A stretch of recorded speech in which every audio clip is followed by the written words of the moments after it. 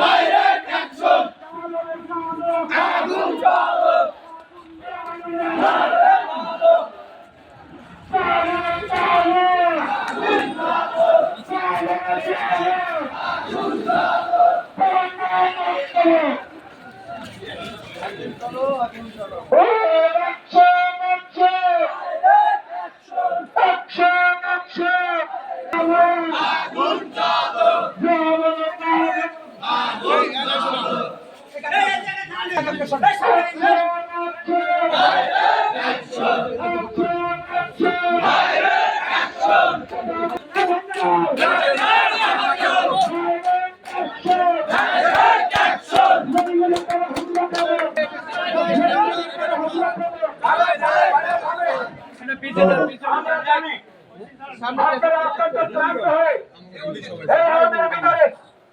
আমাদেরকে ভালোবাসা দিয়েছেন।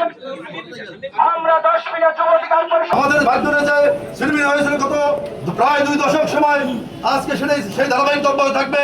তাই আমি 10 মিনিট সকল নাগরিক সমাজকে উদাত্ত আহ্বান জানাবো, আপনারা সচেতন হন এবং সচেতনের মধ্য দিয়ে আজকে আমরা আমাদের যে পিছনের যে ভুল ত্রুটি এবং পিছনের যে না পাওয়ার যে 10 মিনিট যে উন্নয়নের যে অভাব ছিল সেটা যেন আমরা পূরণ করতে পারি।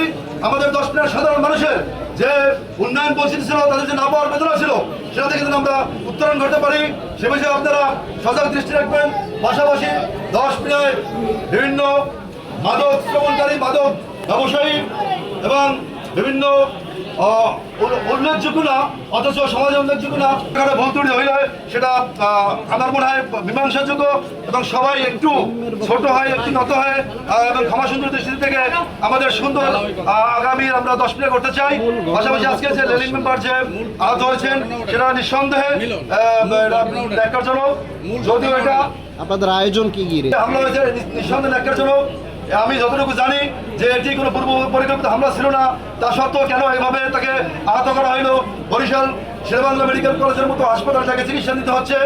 আমি তার পরিবার প্রতি সমবেদনা জানাই এবং আমরা আশা করি তিনি দ্রুতই সুস্থ হয়ে আমাদের মাঝে ফিরে আসবেন এবং আমরা এর সুবিচার পাবো ইনশাল্লাহ। এইবারে আমি আমার বক্তব্য শেষ করছি।